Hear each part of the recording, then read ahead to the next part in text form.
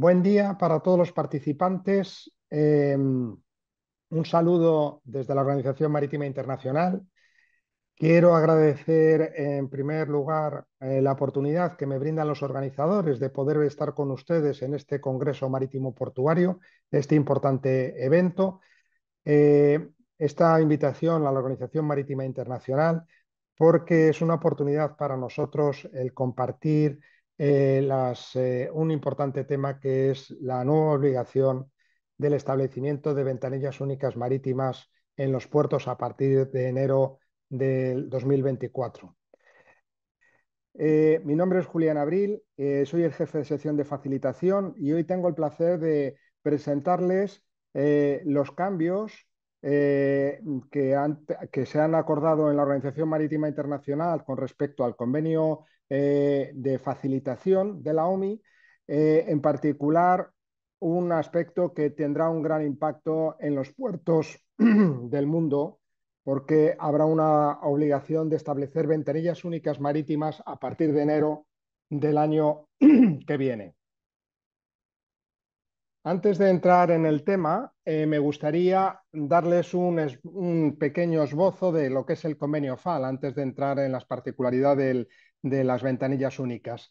El convenio FAL es uno de los primeros instrumentos que se adoptó en la OMI. Se adoptó en el año 1965 y entró en vigor en el año 1967. De hecho, este es el segundo convenio adoptado por la Organización Marítima Internacional. En aquel momento era la Organización Marítima Consultiva Internacional y fue el segundo convenio después del convenio SOLAS que fue adoptado en el año 60. El número de estados contratantes actuales es de 128 y el porcentaje de la flota mundial de estos estados contratantes suma un total de un 95,73% de la flota mundial. Actualmente tenemos 49 estados miembros de la OMI que no son partes del convenio FAL todavía. Me gustaría comentarles también que el ámbito de aplicación es que no se aplica a este convenio de facilitación a buques de guerra o a embarcaciones de recreo. Y su estructura es una parte, son 16 artículos y en el anexo donde vienen los diferentes tipos de instrumentos de aplicación de facilitación que está estructurado en 7 capítulos. Estos 7 capítulos cubren todos los aspectos sobre tráfico y facilitación en los puertos marítimos. Un capítulo está dedicado a los aspectos para el despacho de buques, otro es al de las personas, otro es al de la carga. Hay otro dedicado a los polizones y su impacto en el tráfico marítimo. Hay otro dedicado a los aspectos sanitarios que deben cumplir los buques cuando entren en los puertos. Y por último, hay un capítulo dedicado a otros temas relacionados sobre facilitación. En esta lista pueden ver la relación de Estados miembros de la OMI que todavía no son parte del convenio FAL, a fecha de este mes, del mes de octubre del 2023. Los nombres, bueno, quiero disculparme que están ordenados alfabéticamente en inglés, pero aquí tienen la lista de estos Estados miembros, donde hay varios, todavía hay algunos Estados miembros de la zona del Caribe, de Centroamérica y de Sudamérica que no son partes del convenio FAL. Ahora me gustaría hablar de las enmiendas que fueron adoptadas al convenio FAL, que fueron adoptadas por el comité FAL en su 46 sesión. Esta sesión tuvo lugar en mayo del 2022 y las enmiendas supuso una aprobación de un texto completo nuevo del convenio FAL, del anexo del convenio FAL. De acuerdo con los procedimientos de enmienda, estas enmiendas entrarán en vigor a 1 de enero del 2024. No se han recibido hasta la fecha ningún tipo de observación o reserva por parte de los estados contratantes a estas enmiendas. Por lo tanto, las enmiendas entrarán, como he dicho, el próximo mes de enero. Ahora voy a dibujar o voy a mencionar algunos de los aspectos más significativos de los cambios de estas enmiendas. En primer lugar, está el tema de que lo que anteriormente aparecía en el convenio FAL como documentos, formularios o papel, se ha reemplazado todas esas referencias y conceptos por declaraciones, que es un término que hace mérito a las decisiones del comité de usar reportes vía electrónica y no en papel. Me gustaría mencionarles que tradicionalmente el convenio FAL tenía unos formularios FAL, que eran unos formularios estándar, donde venía los estándares, el número de documentos que se debía requerir a los buques y a su carga y a sus personas a bordo para el despacho de estos. En el año 2016, el Comité FAL decidió sustituir el uso del papel por documentos electrónicos. En aquel momento, la ventanilla única todavía era recomendatoria, pero en esta nueva enmienda que se adoptó hace un año, esta recomendación ha cambiado y se hace obligatoria. A partir de ahora ya no es una recomendación y por lo tanto todos los puertos del mundo tendrán que establecer ventanillas únicas para tramitar las declaraciones que son obligatorias de acuerdo al convenio FAL. Esto quiere decir que los 7 formularios FAL se ven sustituidos en primer término por mensajes electrónicos que deberán ser transmitidos desde el buque, por parte del consignatario del buque o de la carga o por parte del naviero a las autoridades en tierra a través de las ventanillas únicas. Y los Estados miembros tienen la obligación de establecer estas ventanillas únicas para facilitar este intercambio de información entre buque y autoridades. Otro aspecto que me gustaría señalar es que en estas enmiendas se introduce el concepto de corrupción marítima como con un elemento que tiene un efecto negativo a la hora de tramitar el despacho de los barcos. Otro de los aspectos que supone estas nuevas enmiendas al convenio FAL es la introducción de un capítulo, no es realmente un capítulo, una sección nueva sobre las lecciones aprendidas durante la pandemia del COVID-19. Esto es una sección importante porque a la vista de la experiencia que han tenido los Estados miembros y los armadores durante el COVID-19, que influyó, impactó tan negativamente en el tráfico marítimo, los Estados miembros han propuesto una serie de recomendaciones y obligaciones con el fin de que en el no deseado caso que se reproduzca una pandemia en el futuro, el transporte marítimo esté preparado para afrontar de una mejor manera la pandemia. Quería decir que la pandemia tuvo un efecto importante en el transporte marítimo. Sin embargo, eso no hizo disminuir la capacidad del transporte marítimo. Los barcos se vieron ralentizados su capacidad de entrada y salida de los puertos, tuvieron una serie de problemas que, por ejemplo, supuso que más de 400.000 marinos tuvieran que permanecer a bordo de los barcos por encima de los contratos que tenían, llegando a estar algunos de ellos hasta 17 meses. Sin embargo, con el esfuerzo que realizaron los marinos y los armadores, permitió que durante la pandemia el transporte de mercancías pudiera proseguir con una cierta normalidad.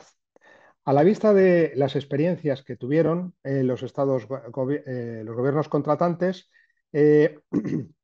una de las nuevas obligaciones que se establece en el convenio es que los gobiernos permitan que los buques y los puertos permanezcan en pleno funcionamiento durante una emergencia de salud pública de importancia internacional. Eso es una nueva obligación, que se garantice este movimiento.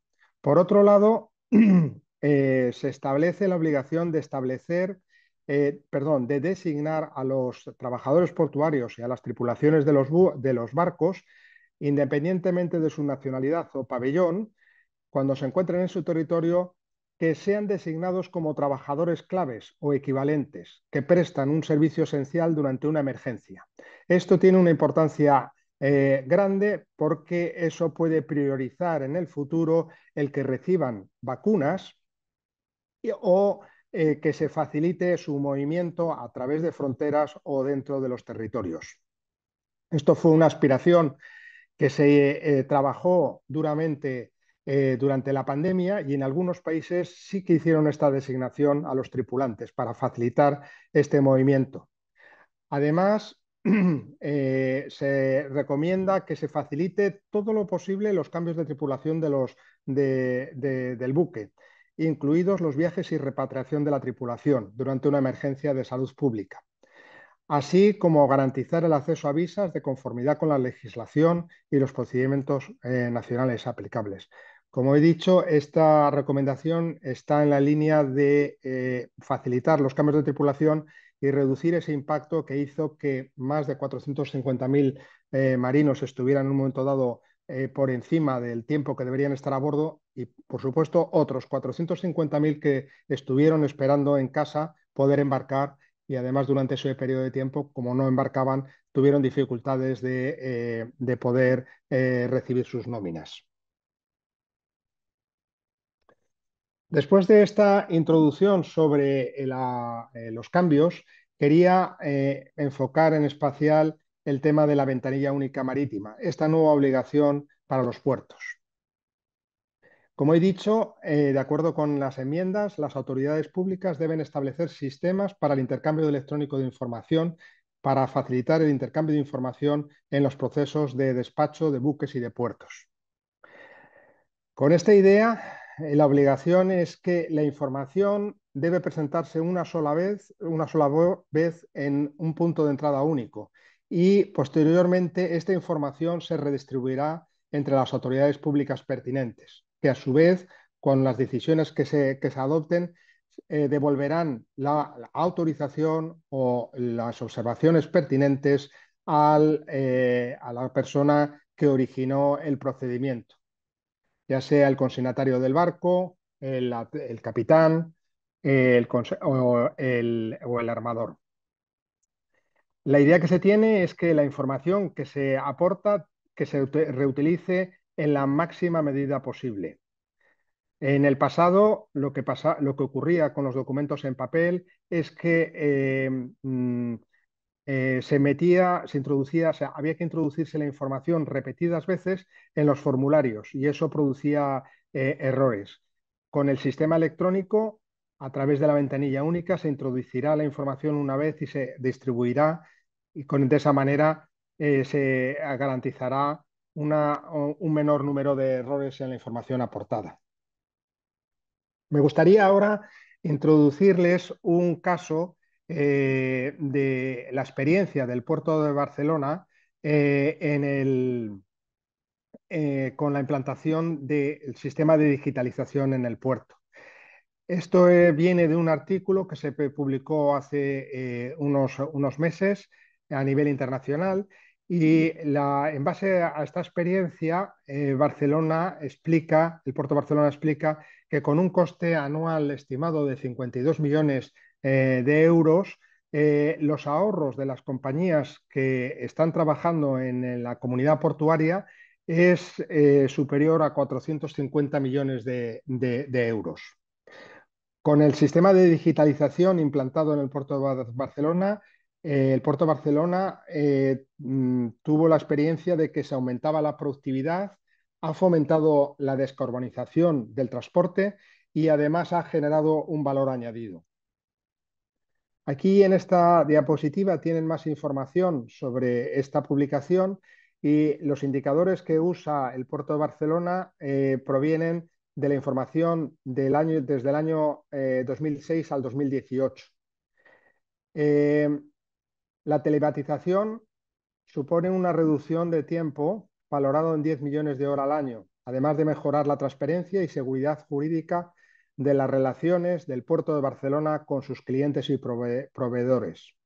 A corto plazo, la digitalización ahorra trabajo, pero a largo plazo genera un aumento de la actividad comercial y del volumen de ventas.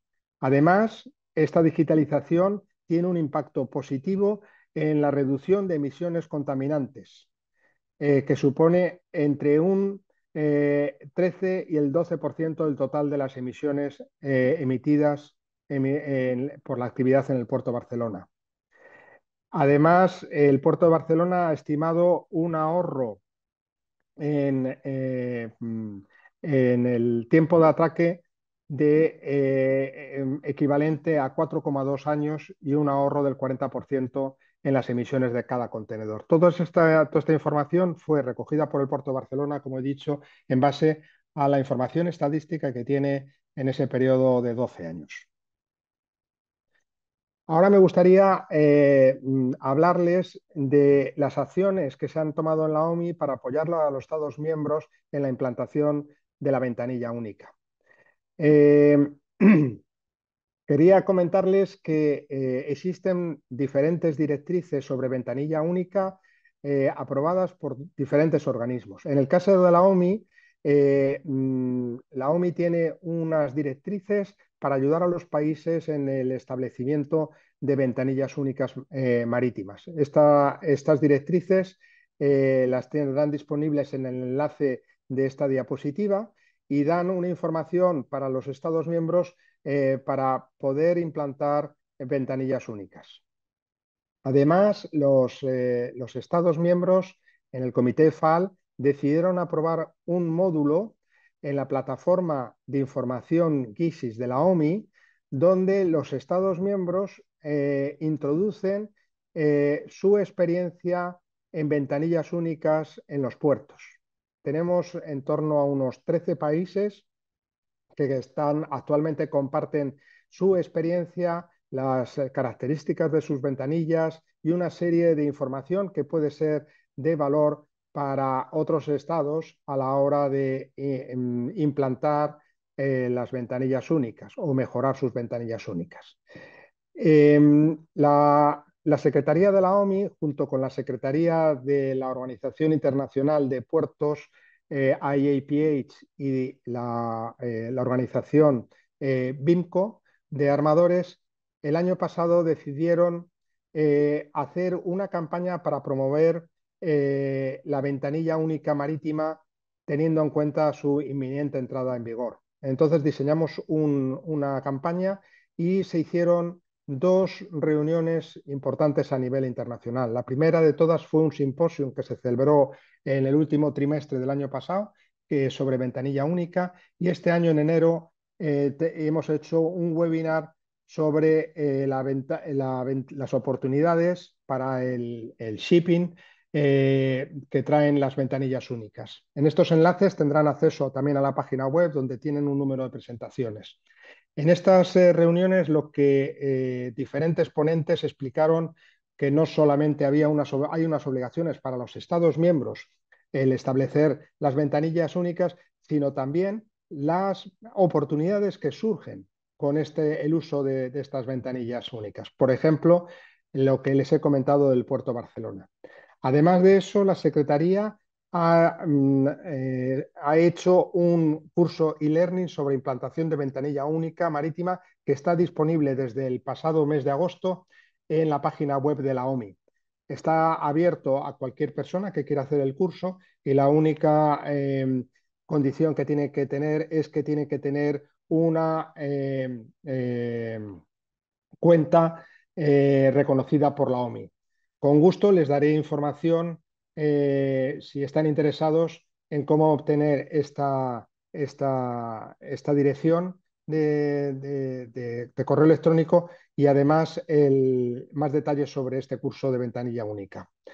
Por otro lado, la Secretaría, en asociación con Estados miembros, estamos actualmente en el proceso de implantación de ventanillas únicas en varios países. Por ejemplo, Noruega propuso y trabajó con la OMI para la implantación de un sistema genérico de ventanilla única en Antigua y Barbuda que se completó en el año 2019 y está trabajando de manera exitosa.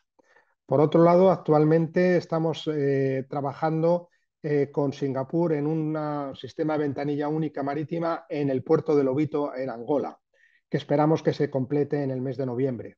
Este sistema está basado en el de Antigua y Barbuda, pero está diseñado para puertos más grandes. Y por último, en Fiji, con el Banco Mundial, estamos trabajando con el fin de ayudar a Fiji en la implantación de ventanilla única. Además de otro recurso que tiene la Organización Marítima Internacional es un instrumento que no es obligatorio, que es el compendio de la OMI. Este instrumento está disponible, es una publicación disponible en la página web y es especialmente útil para el personal especializado en hacer las ventanillas únicas. No es un estándar en sí, pero lo que hace es armonizar los diferentes estándares que existen sobre mensajes electrónicos en temas marítimos y portuarios. Los dueños de los estándares son UNC, la Organización Mundial de Aduanas y la ISO. Aquí esta diapositiva tiene una información sobre la implantación del ventanilla única de Noruega en Antigua y Barbuda, que llevó un periodo de 18 meses para la implantación y está totalmente operativa hoy día. Antes de esta implantación, aquí hay un ejemplo de cómo se trabajaba en el despacho de un buque de crucero, por ejemplo. Había un grupo que embarcaba a bordo, compuesto por diferentes administraciones con responsabilidad en el despacho del puerto y junto con el consignatario del buque. Y este proceso podía tardar unas 2 horas en despachar el barco antes de que pudieran desembarcar los pasajeros. Hoy en día todo eso se hace de manera rápida a través de la ventanilla única. Y con esto concluiría la presentación. Confío en que haya sido de su interés la presentación. Eh, Me ha sido totalmente imposible estar con ustedes hoy por las razones de que estos son unos meses, unas semanas que estamos preparando la asamblea y los organizadores amablemente me han permitido grabar esta presentación para poder compartir con ustedes este mensaje. Y por lo demás, muchas gracias por su atención y les deseo una exitosa reunión. Gracias.